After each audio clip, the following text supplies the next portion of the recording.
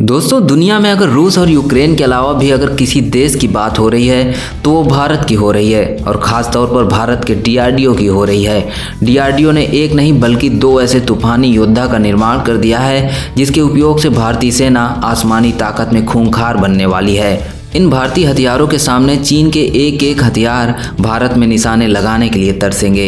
इसमें से पहला हथियार खास तौर पर मिसाइलों को हवा में 300 किलोमीटर दूर पर ही मार गिराएगा, तो वहीं दूसरा हथियार दुश्मन के फाइटर जेट और ड्रोन्स को नेस्तनाबूद करेगा।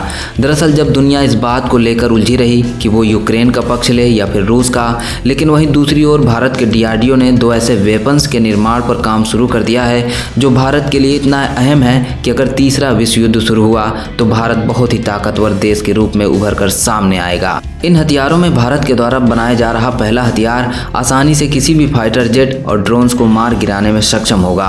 यहाँ तक कि हाइपरसोनिक स्पीड से चलने वाले फाइटर जेट भी इसके सामने टिक नहीं पाएंगे। तो वहीं दूसरे हथियार के बारे में कहा जा रहा है कि यह भारत का आयरन डोम होने वाला है। इन्हीं दोनों हथियारों के बारे में हम आपको पूरे विस्तार से बताएंगे। तो चलिए सबसे पहले आपको बताते हैं कि आखिर वो कौन सा ऐसा हथियार है जो हाइपरसोनिक स्पीड से चल रहे किसी भी फाइटर जेट को हवा में मार गिराने की ताकत रखता है।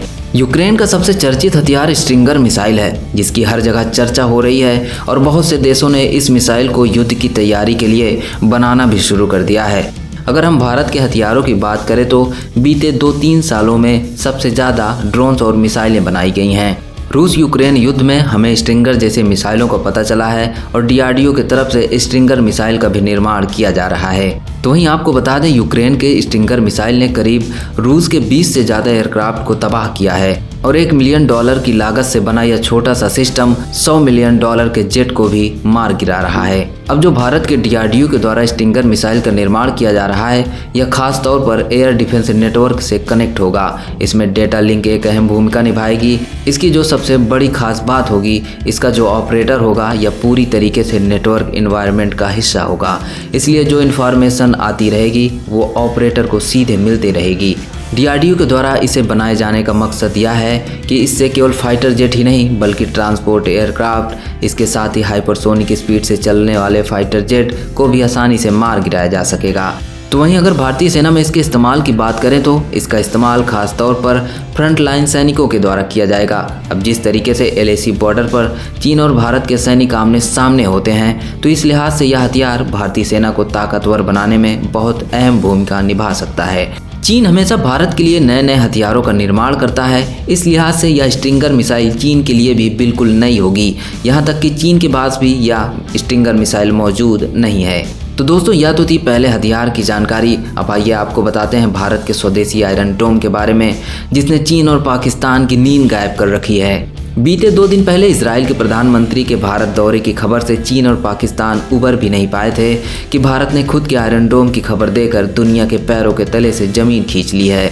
उधर अमेरिका को भी इस बात का गहरा सदमा लगा है कि उसने इजराइल की बार बार यूक्रेन को आयरन डोम देने की मन्नतें की थी, लेकिन इजराइल ने रूस के डर के चलते यूक्रेन को आयरन डोम देने से साफ इनकार कर दिया था। वहीं रूस भी इस बात को लेकर परेशान हो उठा है कि अब उसके S-500 का क्या होगा। दरअसल डीआरडीओ के द्वारा अब तक जितने भी छोटे छोटे डिफेंस सिस्टम का निर्माण किया गया है, उन सभी को डीआरडीओ एक यूनिट में लगाने का काम कर रहा है। इनमें LRSAM, ERSAM और XRSAM को शामिल किया जाएगा। जब इनको एक साथ मिलाकर किसी हाई रेंज रडार के जरिए जोड़ दिया जाएगा तो इसकी मारक क्षमता 500 मीटर से 300 किलोमीटर तक होने वाली है। वहीं आपको बता दें, इस एयर डिफेंस सिस्टम में कई तरीके की मिसाइलों का उपयोग किया जाएगा और टारगेट की रेंज के हिसाब से अलग अलग मिसाइलें फायर होंगी। जब कोई टारगेट 30 किलोमीटर के बीच होगा तो वहां पर QRSAM की मिसाइलों से वार किया जाएगा। यदि वही टारगेट 30 किलोमीटर से दूर और 70 किलोमीटर के बीच स्थित होगा तो ऐसी स्थिति में आकाश NG मिसाइल का उपयोग किया जाएगा। वहीं जब यह दूरी और बढ़ेगी, जब टारगेट 100 किलोमीटर दूरी पर स्थित होगा तो वहां पर MRSAM की यूनिट काम करना शुरू करेगी। इतना ही नहीं, 150 किलोमीटर दूर टारगेट को भी तबाह करना होगा तो वहां पर ERSAM की मिसाइल आएगी। ERSAM का उपयोग तेज गति से चल रहे टारगेट को तबाह करने के लिए किया जाएगा।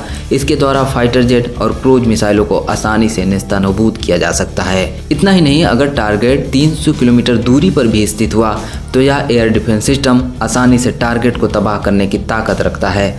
और ऐसी स्थिति में जब टारगेट 300 किलोमीटर दूरी पर होगा, वहां पर XRSAM में लगी मिसाइलें काम करेंगी। इस कैटेगरी के मिसाइलों का इस्तेमाल खासकर स्लो मोशन से चल रहे टारगेट को हिट करने के लिए किया जाएगा। इसका इस्तेमाल खासतौर पर रिफ्यूलिंग फाइटर जेट, हेलीकॉप्टर और ड्रोन्स को तबाह करने के लिए किया जाएगा। अब तक भारत की ओर से जितने भी डिफेंस सिस्टम बनाए गए हैं, उन सभी में एक ही प्रकार के एंटीसेप्टर का उपयोग किया जाता था। इसके अलावा इस भारतीय डिफेंस सिस्टम में एक S-बैक रडार होगा, जिसकी मदद से टारगेट को सर्च किया जा सकेगा। इसी रडार की मदद से टारगेट को निरंतर ट्रैक भी किया जा सकेगा। इसके अलावा इसमें एक और रडार का उपयोग किया जाएगा, जिसे फायर कंट्रोल रडार के नाम से जाना जाएगा, और यही रडार मिसाइलों को गाइड करेगा। इतना ही नहीं, इसी रडार की मदद से ये मिसाइलें अपने टारगेट तक पहुंचेंगी। वहीं भारत में बन रहे इस स्वदेशी ADS की एक और बहुत बड़ी खूबी है। दरअसल हाई एल्टीट्यूड में उड़ रहे किसी भी टारगेट को मिसाइल डिफेंस सिस्टम आसानी से ट्रैक कर लेते हैं, लेकिन जब बात लो एल्टीट्यूड में उड़ रहे किसी ड्रोन को टारगेट करने की बारी आती है, तो अक्सर ये डिफेंस सिस्टम इतने प्रभावशाली नहीं होते हैं। इसलिए इस डिफेंस सिस्टम में एक लो एल्टीट्यूड ट्रैकिंग मास माउंटेन रडार का भी उपयोग किया जाएगा। इस एयर डिफेंस सिस्टम का DRDO की ओर से एक डॉक्यूमेंट्स में भी जिक्र किया गया है। इस डिफेंस सिस्टम में एक बैटरी में 4 लॉन्चर होंगे, 2 लॉन्चर ERSAM के होंगे और 2 लॉन्चर XRSAM के होंगे। तो कुल मिलाकर 4 लॉन्चर होंगे। चारों लॉन्चर 4-4 मिसाइलों को कैरी करेंगे। यानी कि इस डिफेंस सिस्टम की एक बैटरी यानी कि एक यूनिट में 3 रडार सिस्टम होंगे, 4 लॉन्चर होंगे और 16 मिसाइलें लगी होंगी। तो इस तरह से रसिया के S-400 मिसाइल डिफेंस सिस्टम की तुलना भारतीय स्वदेशी ADS से करी जाए तो काफ़ी हद तक दोनों एक ही तरीके के फीचर से लैस होंगे। तो वहीं अगर निर्माण की बात करें तो इस डिफेंस सिस्टम के कई यूनिट को तैयार किया जा चुका है और कई यूनिट को तैयार करने पर काफ़ी तेज़ी से काम चल रहा है। तो DRDO की ओर से जो मिसाइल डिफेंस सिस्टम के निर्माण की प्लानिंग की जा रही है, अगर वो सफल होता है तो भारत के पास 2 ताकतवर डिफेंस सिस्टम होने वाले हैं। एक तरफ जहां इस मिसाइल डिफेंस सिस्टम का उपयोग भारतीय सेना चीन और पाकिस्तान से लगी सीमाओं पर करेगी, तो दूसरी तरफ यह डिफेंस सिस्टम विदेशी डिफेंस सिस्टम की तुलना में काफ़ी सस्ते होने वाले हैं। इसलिए इसकी दुनिया में भी मांग बहुत तेज़ी से बढ़ेगी और भारत की ओर से यह जो प्लानिंग की जा रही है कि अच्छे डिफेंस इक्विपमेंट्स का निर्माण किया जाए और उनको दुनिया के देशों को एक्सपोर्ट करके जो विदेशी मनी भारत आए, उसका उपयोग भारतीय सेना को ताकतवर बनाने में किया जाए।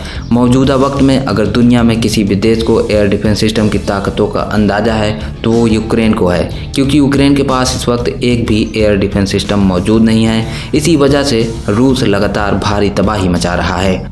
तो दोस्तों इस वीडियो में इतना ही, लेकिन DRDO के प्रति अपना सम्मान व्यक्त करने के लिए आप कमेंट बॉक्स में जय हिंद जरूर लिखें। तो मिलते हैं दोस्तों आपसे डिफेंस से जुड़ी एक और नई वीडियो में। जय हिंद, जय भारत।